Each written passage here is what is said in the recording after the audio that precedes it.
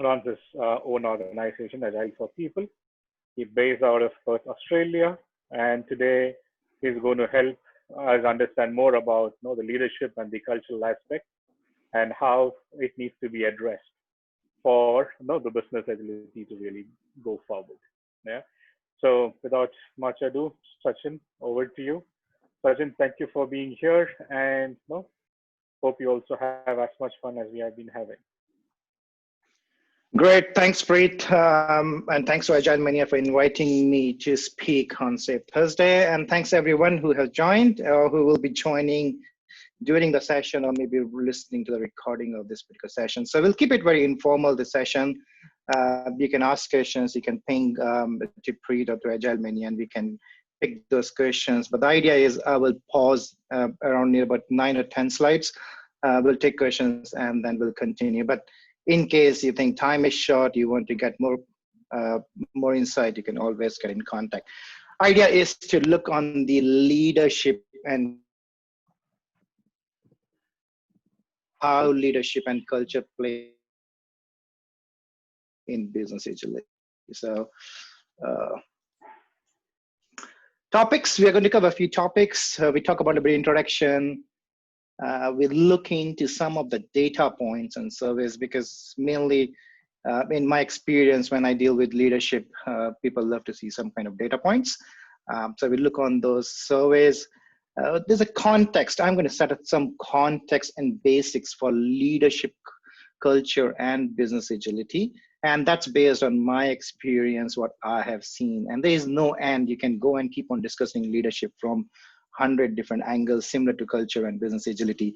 But the idea is to set a context under which I'm going to share my experience on leadership, culture, and business agility. And we'll talk about 2 experiments in terms of the transformation journey, which I have seen. So one experiment talks about the learnings, and the second experiment will talk about what I have done differently in terms of achieving the business value. And the last one definitely is open discussion. You're happy to ask questions as and when required. So a little bit about me. I'm just trying to see whether I can move a little bit zoom out of my, cool. Okay, so about me, I'm a student of Scrum and Agile School of Thinking. So that's the best description for me. I keep on learning. I'm still a student. I believe in learning. But in commercial market, people say, no, that doesn't work. You should define yourself a little bit much better. So I'm a Scrum Master, Agile coach, enterprise coach for agility, and I have accreditation in executive and leadership coaching, which is professional coaching. What I do, I help businesses, customers, and employees in navigating the complexity and solving their problems. And the whole idea is to bring that simplification in that complexity in terms of their habits, how they're thinking, their processes, and ways of working. If you see on the right-hand side, then I live in Perth, as Preeta said, which is the blue icon, but I lived and worked in different parts of the world, and I put those red location points into it. They are not exactly accurate in terms of cities, but at least they're accurate in terms of the country. In my experience, what I've seen, culture and leadership and agility have a very, very similar challenges across the globe. You go to US, you go to UK, you go to India, and you come to Australia. It doesn't matter. They have the similar challenges, and it's a very common kind of traits and anti-patterns you can see across the world. So it's a good learning which I have over the years, and I'm hopefully I can share some of these learnings and what I have done to resolve those things. I think many of may have seen who have done the SAFE or who have seen the business agility, very, very common and very, very popular book by John Carter, Rethinking the Organization. Why we are rethinking? Why are we talking about agile? Why are we talking about business agility? Why are we talking about uncertainty? So there's a very, very famous quote is, the world is now changing at a rate at which basic systems, structures, and culture built over the past century cannot keep up the demands being placed on them. And that's the whole thing. For all these transformation which we have been trying to do is because of that. Because we are trying to use all these basic systems and structures and the cultures which were being evolved in 1950s, and we've been trying to navigate that complexity using them, which doesn't work. And that becomes the foundation of your business agility. In terms of some data points, and people may have seen those different kind of surveys and annual state of Agile reports. This is the 14th annual state of Agile report.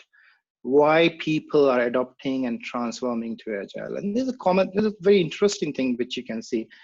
Benefits, yes, there are benefits. The benefits changes from year to year. Sometimes project visibility is number 1, or business and IT alignment is number 3 or 4 and 5. But if you look on the bottom side of the presentation, it says challenges while adopting Agile. There is the first one, resistance to change. Yes, there's resistance to change, but there's leadership on the second one, and there's a culture which is on number 4. And if you open last 4 years and 5 years, annual state of Agile report, very, very similar trend. Leadership and culture has been sitting in top 5 always. It means whenever we go, we try to introduce business agility, we go, but we face challenges in terms of leadership and culture. The second survey, which is of very, very interest, is the Business Agility Report of 2019. Here companies were being approached, but the companies were being approached mainly in terms of their executive. So the previous one, which is the annual report, was more in terms of organizations and people, but this is specifically for executives. So what executive thinks in terms of business agility and Agile? Very similar benefits they can see. Customer satisfaction, employee satisfaction, market success. But again, we ask executives and leadership team, senior management, what are the challenges you have been facing? Again, leadership comes and a culture comes. So if you're looking from an organization's perspective, you're looking from individual's perspective, you're looking from a leadership and executive perspective, the challenge remains the same. And the challenge basically comes to leadership and culture to start using Agile, achieving agility, or being adopting business agility. That's the data points. Now, I just want to set some context in terms of what leadership is all about and how I see leadership in terms of when we do transformation. If you look on the left-hand side, this particular data figure has been coming from leadership circles. So if people have seen leadership circle, they have done a lot of studies and they have a universal leadership model. And it's a very interesting study. What they say is the leadership effectiveness is linked to the business performance. 80%, where we say the 80% of leadership is effective, those companies are having top 10 performance in terms of the business. The second data point is saying the leadership effectiveness is 30%. Those companies are been sitting in bottom 10 in terms of their performance. So when we start correlating this leadership universal model, what we start seeing that leadership effectiveness has been linked to business performance. So if they're high performing business, then generally you will find their leadership is effective.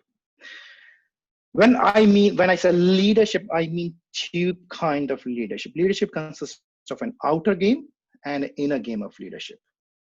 Outer game of leadership is very, very popular, very visible. You go to any organization, any multinational company, you will see the outer game of leadership is available there.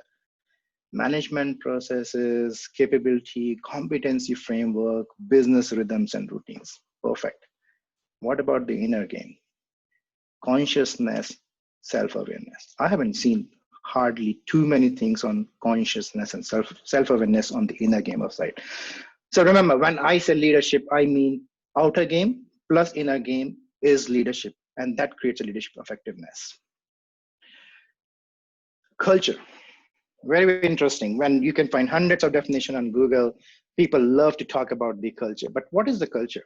Culture in simple words is a behavior, is a norm. It's found in organizations as well as their beliefs, customs, and habits. I use the Lexos culture model. I've used Lexos culture model. So when I say culture model, I try to map culture to a Lexos culture model. And you can find hundreds of those culture models.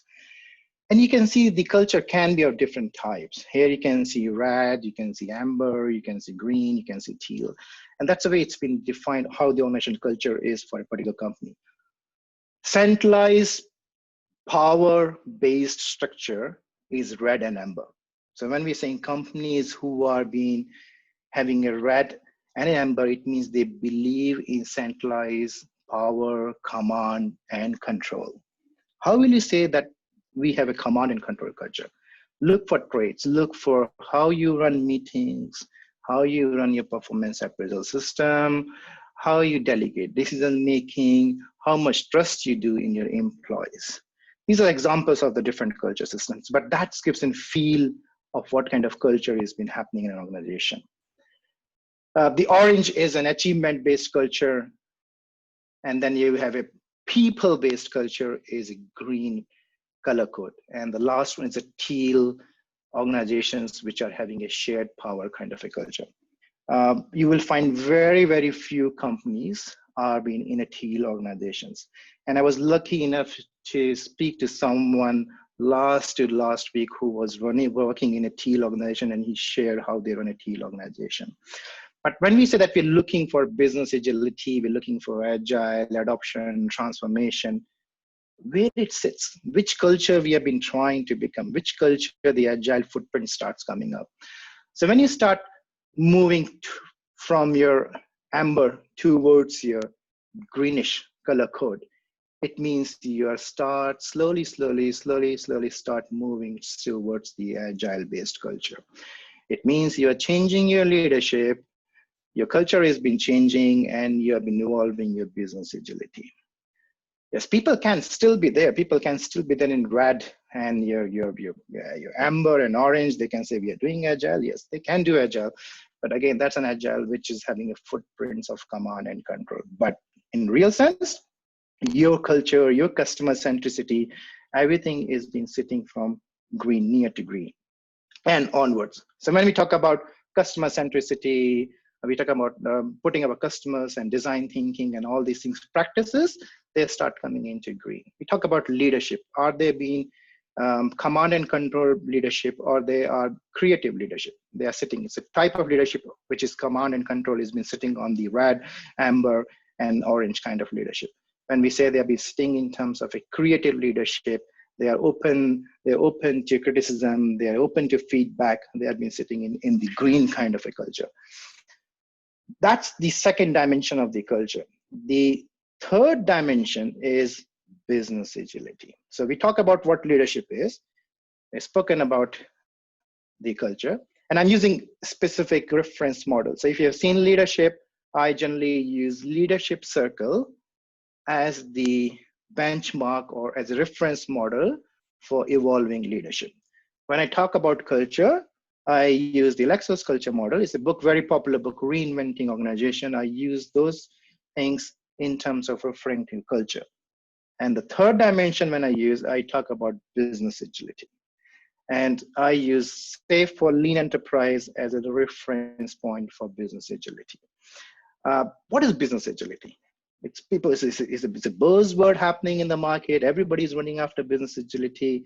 But what it is, in simple words, it's the ability to respond to the changing market conditions. That's your business agility. And SAFE for lean enterprise is a leading framework which is used for business agility. And what you see on the left-hand side are the 7 competencies of that SAFE for lean enterprise model framework. Then you have dimensions. I mean, we'll not go into details of that particular thing, but the idea of SAFE for lean enterprise is that the entire organization is been delivering the solution, not only the software development teams. So that's been based on those concepts. It's been very much based on lean and agile leadership. And you can see one of the competencies you can see is a lean agile leadership. And you see it's been sitting here in the business agility, but there's also different leadership models which we use, and I'll show you how we basically use. But a lot of things have been there is very, very important for us to achieve business agility, lean agile leadership. We're talking about leadership here. We're talking about continuous learning culture. Again, we're talking about a culture here. And then we're talking about agile product delivery, which is nothing, it's more design thinking, customer centricity kind of a thing. We're talking about our business models, and we're talking about how budgeting can be more lean in terms of lean portfolio management. So it's a fundamental way how we look the whole enterprise, and we say how we can introduce business agility by making more nimble and more adaptive. But the foundation is a lean agile leadership. So I'll come back and I'll try to connect all these three dots which we have spoken.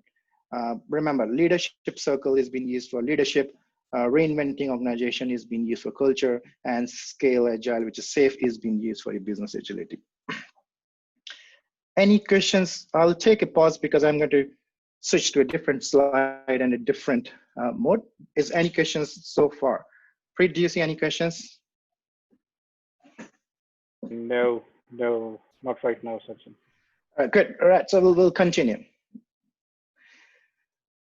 Experiment one, and this is based on some of the case studies and my work with on the clients and what I have learned over years, which I have done. Experiment one, we did an agile transformation. We're trying to take companies to achieve business agility.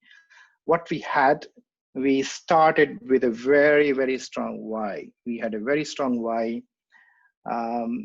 We had management and leadership buy-in in terms of going for business agility, adopting agile, lean leadership. There's adopting lean portfolios and all. Management says, yes, let's do it. Let's change it. You can see there's a lot of agile adoption and practices being used in the organization.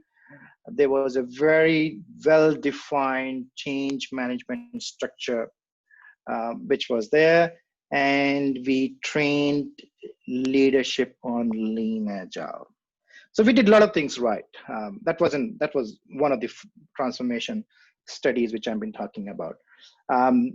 There were success, but there were not great amount of success.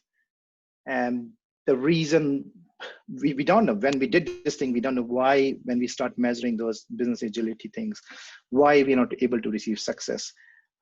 Some of the success, when we say we don't receive success, is you can feel the success, but you can also measure the success.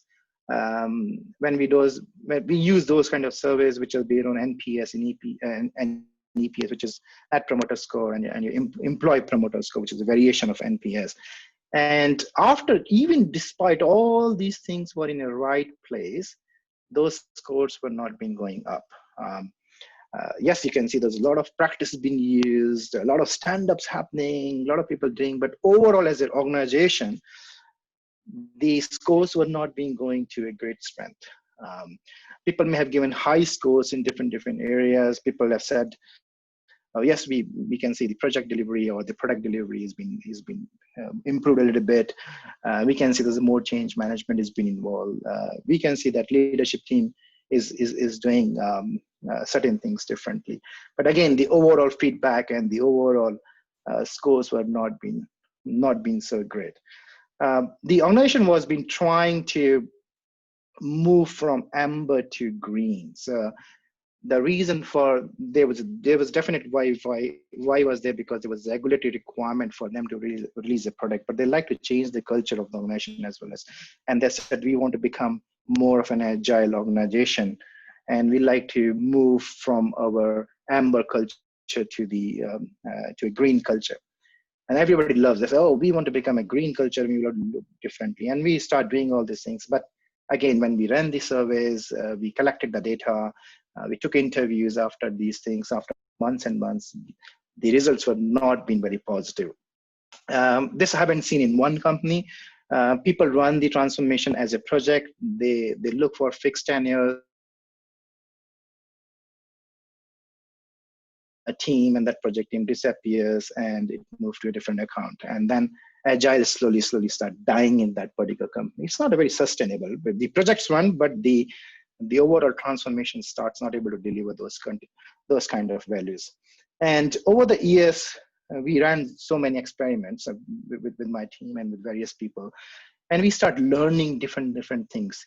We can make possibly that project successful, but we cannot say that the agile transformation was successful. They're two different fundamental things. And when we see those kind of traits across the world, we say, what's been missing? Why don't we, when we speak to someone after 3 years, why they don't feel so great about those transformation? There were few learnings which came over all these years. And is one of the, Albert Einstein has said one thing is very clear: no problem can be solved from the same level of consciousness that created it. I've seen this slide so many times, but it took me a long time to understand what's been trying to say. So what it leads to a few learnings over these years. The first learning is, unless leaders do their own development work, it's very unlikely they can transform the business. It's not about business transformation, it's about people transformation. We say we like to transform business, but business never transforms. It's people who transform. They help the culture to transform. That makes things effective and organizations becomes more effective. We never try to focus on the personal side of the transformation. We focus on the external things, the outer world side of the transformation. We tell them, go do this, prepare a checklist, prepare a metrics. Everybody should come with stand-ups. Leadership should come do this, and leadership do these things and that, and etc. What happened is it goes for a few months, few years, and then starts slowly dying. The whole idea is about personal transformation. And when we say leaders should transform, it means every one of us is a leader. I'm not saying that the leadership team are the people who are sitting as senior management now. Every one of us have a leadership quality, and it's about our own personal transformation. When we have those designations of as managers and leaders, our responsibility increases more, and we become a key component of those transformation. The last learning which we have is the inner game of consciousness runs the outer game of competencies. Now, the leadership consists of your inner game of consciousness and your outer game of competencies. If your egos, if your personality is of command and control, and you love command and control, you believe that by having a control, I can achieve better results. That's your belief. But your outer game of competencies is being trying to demonstrate lean and agile leadership. It won't work. It's a conflict. It's a conflict of your inner game and your outer game. Unless and until you build a self-awareness and consciousness and find out a reason to change your outer game in alignment with your inner game, the transformation cannot happen. So you need to understand what your inner game looks like. I like to change my inner game because I like to improve the effectiveness towards the business. I like to increase the effectiveness towards organizations, and I like to improve the culture, because your effectiveness is directly linked to the organization effectiveness. So that's a big learning. And it took me about 5 to 6 years of so many projects and transformation to get and understand why transformations are not been working. And that's what I've seen. Still I've seen a lot of companies, they go and they say, all right, let's do this thing, and they push. It doesn't happen unless somebody is willing to change, especially leadership team. Unless that leadership is willing to change themselves, their behaviors, they cannot transform the business. Leaders go first in transformations. Leaders model the behaviors. Leaders demonstrate the behaviors, and people follow them. So till the time leaders and managers and every one of us who is demonstrating leadership capability are willing to change our inner game, the transformation cannot succeed. You can make reports, you can create status reports, and you can ensure the transformation has succeed, but that's not real transformation. That's the mask which you have put on the transformation. Based on all these learnings, we ran an experiment too. Now, we changed a little bit this time the experiment. So what we did with this experiment is, I'm just trying to move the zoom a little bit so that, okay. Okay, that's it. So what we did with an experiment too is and even in the experiment, what we did is we had a lot of playbooks. I did Scrum Guide is, yes, 18 and 19 pages. Our playbook was 80, 90 pages, and that's a different issue. Who's going to read 80, 90 pages? But we had all these beautiful playbooks in terms of adoptions and practices. Everybody's been trained, workshop been organized, everything was being done. But there was a little bit inconsistent approach in terms of what language possibly we were using. So when we ran an experiment too, we did things a little bit differently. We use a shared understanding and common language. So we took SAFe, Scale Agile for Lean Enterprise, which says we are going to use, because we were doing organization-wide, we are going to use a common language, and everybody will be using a common language. So people have been using Kanban, Scrumban, and Scrums, and etc. But to simplify the things, you're going to use a SAFe for Lean Enterprise. Each and every team member in terms of leadership was being trained and educated on the leading SAFe. So we talk about what lean agile leadership is all about, what that competency is, what are its dimensions, and what kind of behaviors are being expected when we say that leadership team is now going to demonstrate a behavior of lean agile leadership. That your shared understanding and common language. We made sure that there is only one single source of truth which people can refer to, people can ask questions, and to build that shared understanding. The second thing which we did is we visualized the culture. Sometimes the culture is there, but it's not very visible.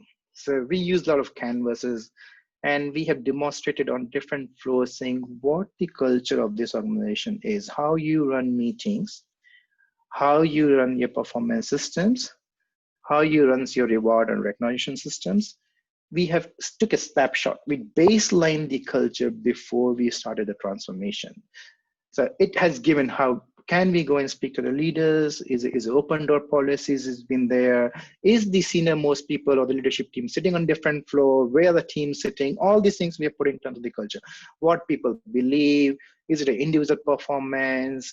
Is it a team-based performance? Is it an annual performance? We visualize the culture and what is the level of confidence people have on their culture, how we talk to each other, people sitting next to each other, they're sending emails, they're talking to them, how business and IT talk to each other, what we do. That's a visualization culture. So we took a snapshot and we visualized the culture of different departments and the overall company. We focused on personal transformation. That's one of the big things which we never did. We linked the personal transformation to SAFe for Lean Enterprise. SAFe for Lean Enterprise has given a very, very good foundation for us to demonstrate what lean agile leadership is all about. People who have been trained, people who have been educated, people who are knowing what lean and agile leadership is all about. But what we did different this time, we never stopped there. We said we are going to extend this training, education, and coaching, and we are going to help the leadership team to transform into something else. But that's a big piece of work, and I'll talk about how we did that thing. We also start focusing on very simple thing, being agile over doing agile. Yes, you should do practices. Practice becomes very important part of agile adoption, but how you're demonstrating that you yourself is demonstrating agility and agile behaviors. We start focusing on outcomes over outputs. We link those business outcomes. One thing which we also did is we never took framework as a rule book. Sometimes people take frameworks and they say, oh, this is in the framework, so we cannot do anything else. Frameworks are frameworks. Frameworks gives you an indication of what is good in a particular environment, but it gives you also a flexibility to go and integrate with other things. And that's what we did. We took the lean agile leadership and leading safe kind of training and education, and we took other competencies like agile project delivery and others. But specifically in terms of leadership, we took that lean agile leadership and we integrated with leadership circle. Now, leadership circle is one of the is a way to run the assessments of your leadership team. It's a individual leadership as well as collective leadership. So what it helps you to demonstrate what kind of behaviors as a leader I am been showing. That's one part as individual. But the second part of what it's been saying, as a collective leadership, CEO, VPs, managers, all as a collective leadership, what it looks like. Are two VPs talking to each other, or there is a silos between the leadership team? How people resolve those conflicts in the leadership team, how they like to define the success as a leader, how they measure a success of an individual, of an employee. These becomes the part of that extension of lean agile leadership. Lean agile leadership in safety talks about very, very well about what kind of mindset should be there, what kind of principles we should follow, how we should do leading by examples and leading by change. What we did, we just extended it and we connected it to the personal transformation. We said, yes, as a leadership team, there's a big buy-in to change and adopt business agility. Yes, leadership can say, yes, we want to do it. Do you been educated and trained in lean agile leadership? Yes. Do you believe in its principle? Yes. Okay, let's see what kind of behaviors and how you are yourself being mapped into those behaviors. And we took the lean, and we took the leadership circle profile. So we ran the assessment. It says, your preference is like this. And we also did those peer assessment from other VPs and managers of that particular person. So it's a cross 360 kind of a structure which we did. And we say, you think you are demonstrating these kind of behaviors, but other things, you are basically of these personality. And sometimes people also get that self-awareness. Oh yes, I'm very much controlling kind of a person. But hold on, we also implemented, and he says, oh, you like to go to a people-based culture, which is a green culture in Lexus culture. The people culture or the green color code culture in Lexus talks about these behaviors and these patterns.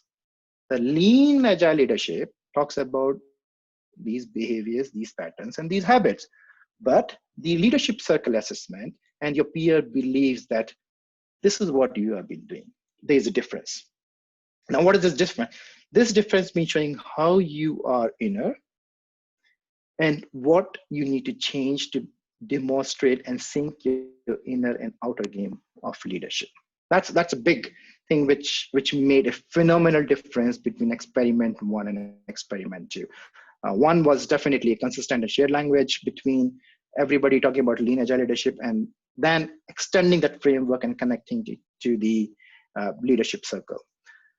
And business agility was being shared was being the shared purpose. So we have said that everybody, we like to do business agility. What's the purpose? We like to solve these problems. These are the things we like to do, particular things. We like to remove the waste which is in our value streams and etc. So we agreed on those things. We train everybody and we focus on the personal transformation. The last one, which I want to give a little bit more into that leadership circle, how it basically looks. There are basically 4, but this particular leadership circle profile has been showing 2 kind of leadership transformation: the reactive leadership and the creative leadership. The objective is, if you're looking for a business agility, if you're looking for agile transformation, and if you're looking for a green and a teal kind of an organization in terms of a culture, your leadership should be on the creative side and not on the reactive side.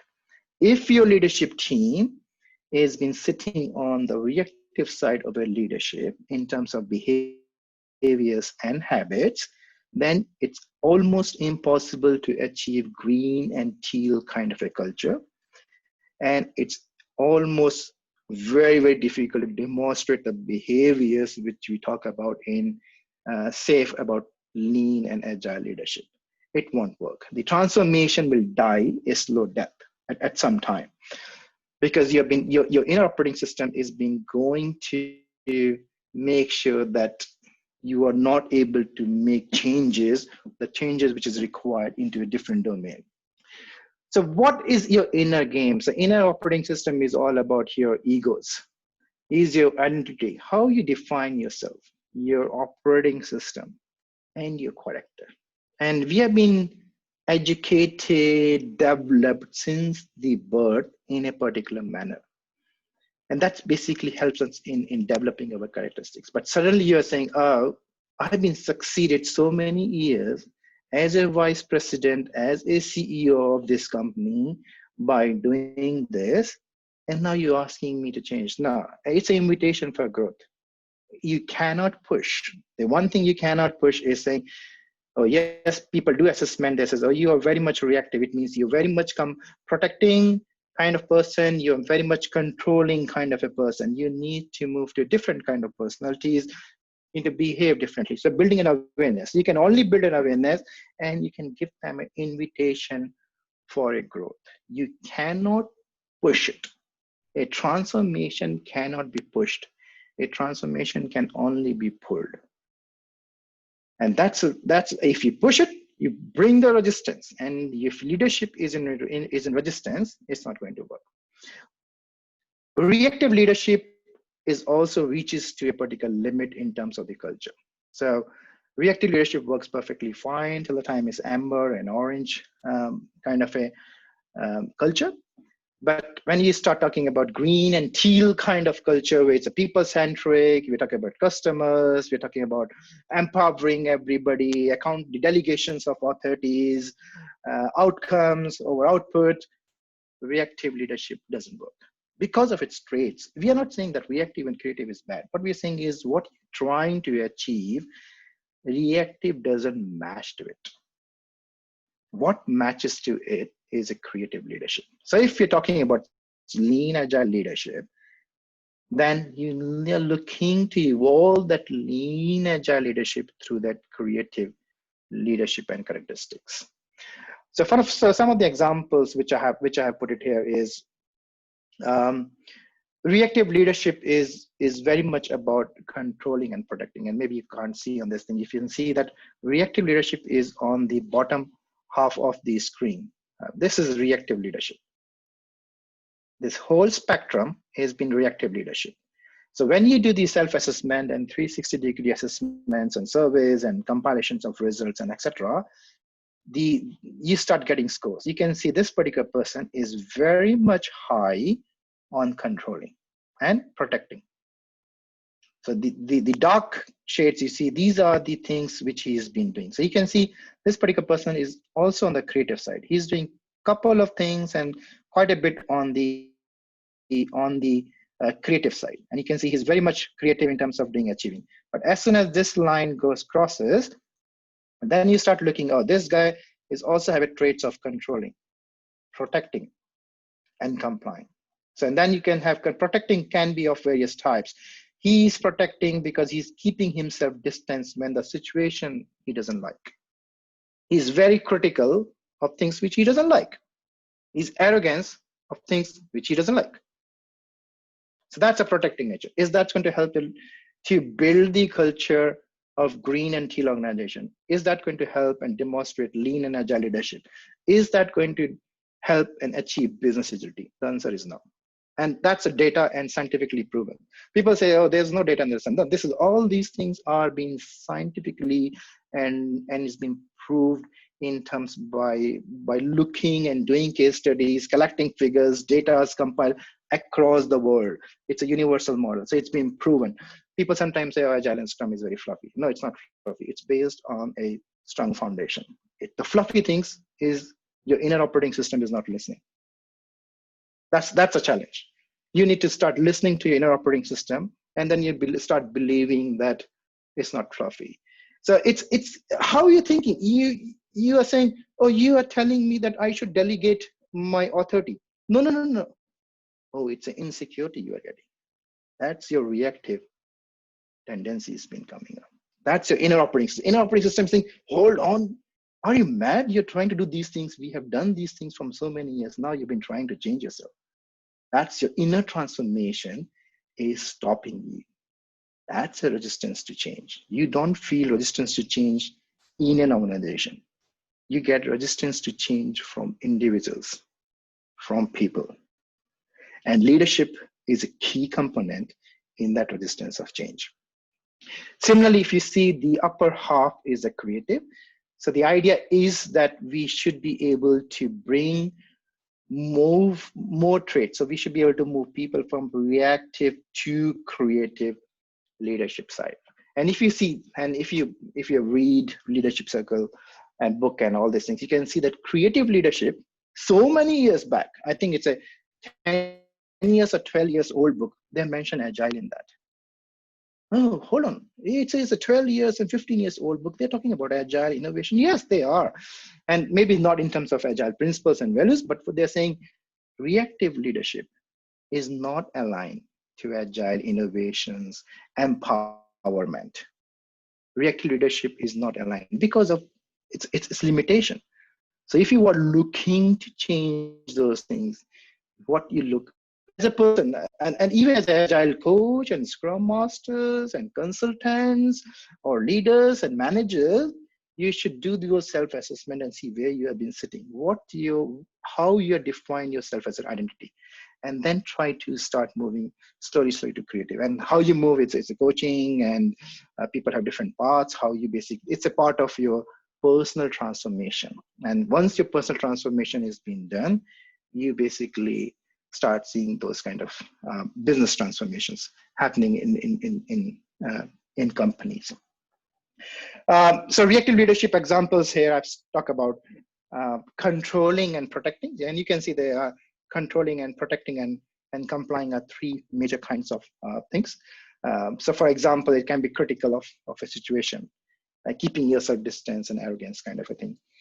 Creative leadership, I took a few examples, is self-awareness, authenticity, integrity, and courageous. And you can see they're very much aligned to lean, agile leadership kinds of values and principles and all that. So that's the whole CRIPS. And if you see, again, I will go back and will connect. Now, let's start connecting those dots. Here the challenge. Challenge is leadership, culture, and change. Business transformations, business performance linked to leadership effectiveness. And leadership is all about inner and outer games. So if your business wants to perform, if your business wants to increase the performance, you need to focus on leadership effectiveness. It means you need to look to achieve those creative leadership style of working. Your culture models, your agile and business agility has been sitting from when you start fading from your amber to green. So it's a green and teal kind of a thing, which starts from here. But again, that requires, these kind of organizations require to demonstrate a specific behavior, which is creative leadership. And creative leadership is nothing, it's very much aligned with lean and agile leadership. And then you require a framework. How am I going to do all these things? And say for people are, I don't want to go in that discussion where people say which framework is good or not. It's a framework, and you should be as being agile and be agile, you should be able to open to all these framework and pick and mix and match and drive those business agility. If you pick one framework and you become very rigid on one framework, then you're not demonstrating an agility. You're demonstrating a very rigid mindset.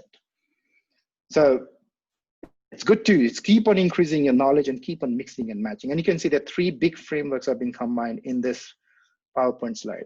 Lexos culture model, leadership circle profile, and Safe for Lean Enterprise.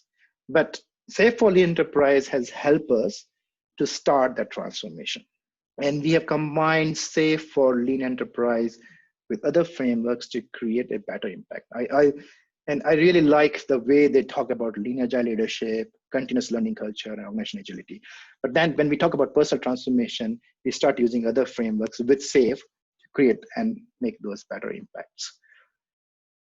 Experiment one, if you have asked me 5 years back, I says, go and do the transformation. People who don't like transformation, they are resistant to change. But no, these are learning which happens over 5-6 years. No, they are being resisting because of their the way they have been built, the way their characteristics are. It's not their fault. They are not aware of. They are not aware. You need to bring that self-awareness into these guys. Learnings, SAFE, leadership circle, and Lexus culture model combined together. Objective is to move from reactive to creative leadership to achieve business agility and to demonstrate lean, agile leadership. The last slide is the greatest danger in times of turbulence is not the turbulence. It is to act with yesterday's logic. And when I say yesterday logic, anything which is amber, is red, orange, reactive, and they demonstrate the yesterday's logic. Right. Happy to take any questions you have. Yes, we do have questions. I think the first two have come from Karan. So the question is, which change management approach was used when you were Okay. Okay, so in my experience, we use multiple change management approach. We have used lean change management. We have used, I don't want to name the consulting company, but we have used an agile change management from a consulting company. And we also have used the Prosky change management, which is based on ADKAR. But we have also used some footprints of ADAPT change model as well as. Okay. And the second question is, how often were the surveys done? And was it a 360-degree survey that you were conducted?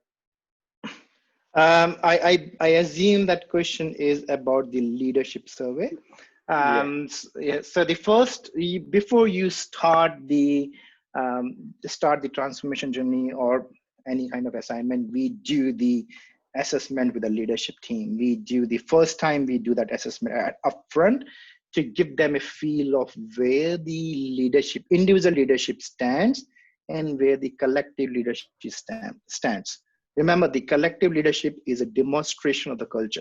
The culture is defined by collective leadership. So we do 2 different surveys and we prepare 2 different snapshots of your individual assessments and your collective snapshot. But it's been done at 360. It's been done by individuals as well as at the beginning. And then we do it every milestone. So if you think that we have been doing a coaching conversations, we are doing a professional coaching and leadership coaching, and we like to focus on specific areas, then we say, okay, first 3 months, let's do coaching hours, and we see what happens after next 3 months. So it's a iterative, but at least you should run assessment at every 3 months to see whether we're improving or not. Yes, Sachin, I have a question. Yep. Yeah, my question is, what you are saying, that is true. Agile leadership is badly required nowadays, and things have changed from the traditional. Now, my question is, once you are saying we have implemented and we have done the transformation for the company in culture and all, everything. My worry about the personal transformation and coming to the culture of the company. How this change is sustainable after you implement or I implement as a leader? How that culture will remain sustainable as far as agility is concerned in terms of, because before that there was a different change culture as a traditional company. Now you have taken it totally to the agile level. The culture has changed, the leadership has brought in those changes and all that. These changes over a period of time, their effectiveness reduces. And particularly with respect to human nature changes kind of things, the culture, bringing the culture or changing the culture is a very, very difficult task in a traditional companies, which we have observed. Now, agility and all that, it has come and recently has taken into account because of the kind of a change in businesses like IT and Silicon Valley culture and different kind of things, which have been suited to them right now, and they are experimenting. What about the 150-year-old Godrej and kind of HUL and kind of L&T and all that? How these things will change for this kind of, that is a big challenge. So sustainability of a agility culture in a company, it is totally a responsibility of the leadership in spite of changes at the leadership level. Do you agree with me? Okay, a couple of points. We don't jump from one culture to another culture. That's a resistance to change. We transcend and we include. That's a concept. So we take good things of the previous culture and we start evolving into new culture. People think we jump from amber to green to teal. It doesn't work like this. We say the good things which are happening in the orange and in the amber culture, we take it to the new culture and slowly start introducing different things.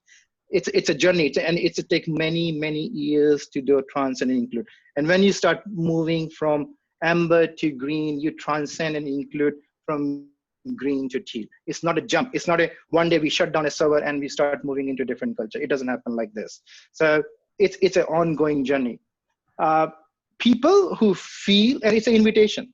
Again, I think it's an invitation. We cannot do unless until there is a willingness to change.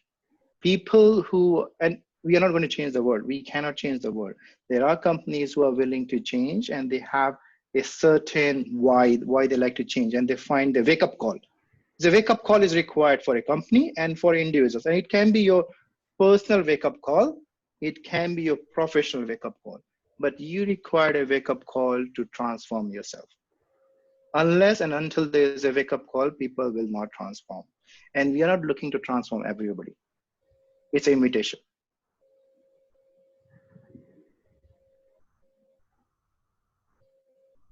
Okay. Thank you, Sachin. So moving on to the next question. How do we imbibe the winner game of consciousness to everyone for transformation versus going sideways? No? And I think he further qualifies saying, how do you influence everyone on a personal transformation? You kind of answered it. Yeah, it's not a push, it's a pull. Inner transformation is invitation based. And again, please don't consider that we are going to create a slide pack and we'll try to convince the management. I never do. I go to companies where company says we are struggling, we have a problem, and we like to find a way to solve it. I use Agile not as a destination or as a goal. I use Agile lean as a means to resolve customer problems and achieving those outcomes. I go to companies who don't understand Agile. I still do Agile without calling it Agile, but demonstrating the values and outcomes they like to achieve. I go to non-IT companies, people who don't know Agile, because Agile comes from IT. I go to hardcore companies which are very traditional and they like to have solved a particular problems. I just use Agile, lean, scale, design thinking, practices, inner consciousness, etc. as a means. So I went to a company, recently I went to a company, it's a non-IT company, and they says, we have a problem in terms of how we take decisions at a leadership level. I never tell them you should do the inner conscious. I just did an assessment. I says, do you know why do you have those silos in the leadership?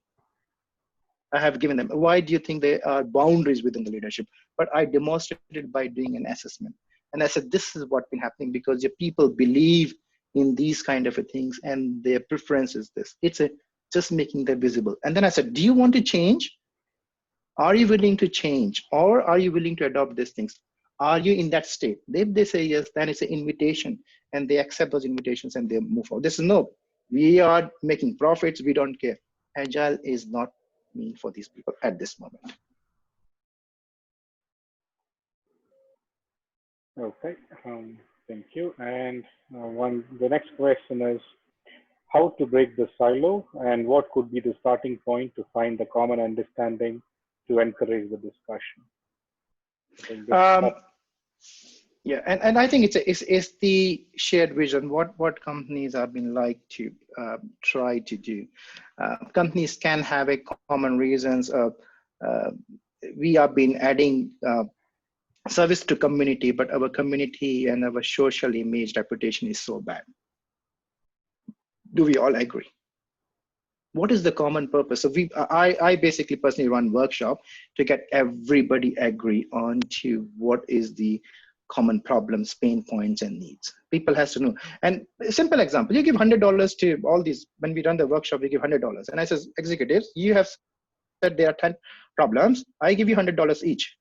And you want to deliver this thing in 6 months time. Where are you going to spend your money? You only have $100. And you can see they spend $100 either on 2 or 3 things, not more than that. As we cannot work on everything. There will be discussions, and we like to have those healthy conflicts in those management discussions to reach to that top 2 or top 1 or top 3 problems. Limited time, limited resource. What's most important? Let's do and deliver the value. Yep. So that's all the questions that came in the chat. We have a couple of more minutes, so if anybody else has a question, please feel free to ask Sachin now. Yeah, Sachin, I have a question regarding the culture. So how do we measure the culture, or when do we know that, yes, there's a change in the culture, or culture has been improved, or the culture is agile now? Yeah. So agile is not a culture at this moment, but these color codes which I've talking about has a well-defined thing, well-defined thing saying if you are in a green, then how your culture looks like, how you take decisions. So what you should do is, the first thing is you should do a snapshot of your existing culture. So you should run, and you should different ways to run. You run a canvas and says how you run meetings, how you take decisions, how you escalate things, how you resolve problems. Is problems are bad or problems are good? But when you start doing those kind of conversations and you start documenting and putting a thing, it will give you a feel of culture. How do you delegate decisions? That's a culture. Okay, now what kind of culture we like to be?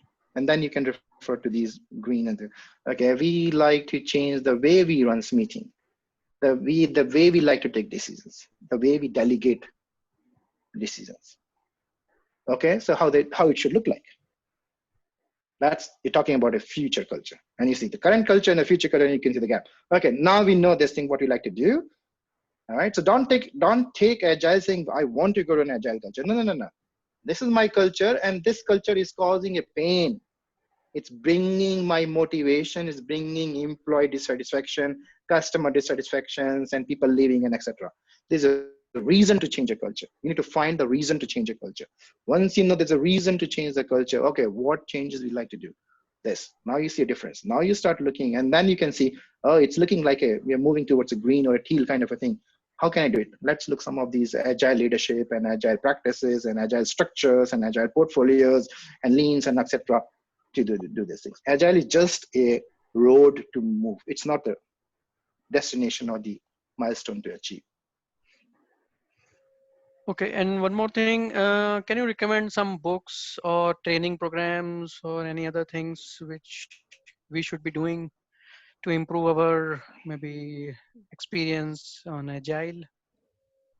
Again, it depends upon what you want to do in an agile, right? So is it a culture based, is it leadership based, and is it what? But they are not a single framework will help you. But I think it's a good thing that you read Safe for Lean Enterprise. It's a good starting point, and then you can go into deep dive over one of the topics. Leadership itself is a very big topic, and even the SAFE is a very big thing. It talks about DevOps, it talks about leadership, design thinking in terms of project management, portfolio management. It's a very big thing. But pick the area which is the biggest pain point and look where is that sitting in the SAFE or in Lean or Agile, and then try to feel, is that going to fix my problem? A simple thing is in terms of practice, not in terms of leadership, is even if you can visualize the work which you do on the physical things or on make it visible, it creates a different culture altogether. And I'm frankly speaking, I've done to people in HR came to me and saying, the culture on this floor is different from the culture on that floor. Why? Because everything is visible. People standing, talking, having a huddles, go from one person to another board. It's a transparency which is on the floor. It's a vibe. And I've used kudos cards. If you know kudos is to say, recognize each other across the teams. So when you enter the floor, you can see, whoa, what's been happening here? People talking to each other, people appreciating across the teams, people laughing, making bells. And HR says, why you do this thing? Oh, it's a different culture for that team out there. But you need to find what's not working for you. Okay. Yeah. Thank you. So we are 2 minutes over time, and I don't see any questions that have popped up so far. Any good So- books? Yeah, Sachin, books. Can you suggest? Reinventing Organization should be a good book. So read the Reinventing Organization. It's a Written by very whom? good. It's been Frederick. I can't recall his last name. It's Frederick. So if it's a Reinventing Organization, it's a very famous book. It's been referred in every agile and lean leadership training I have done so far.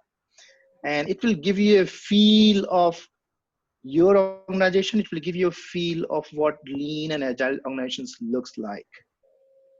And and you can feel the book. Oh, it's different. It's talking different. And then you can refer other things which is there. But that's a good starting point to get a feel of what lean agile culture and leadership and organizations basically looks like.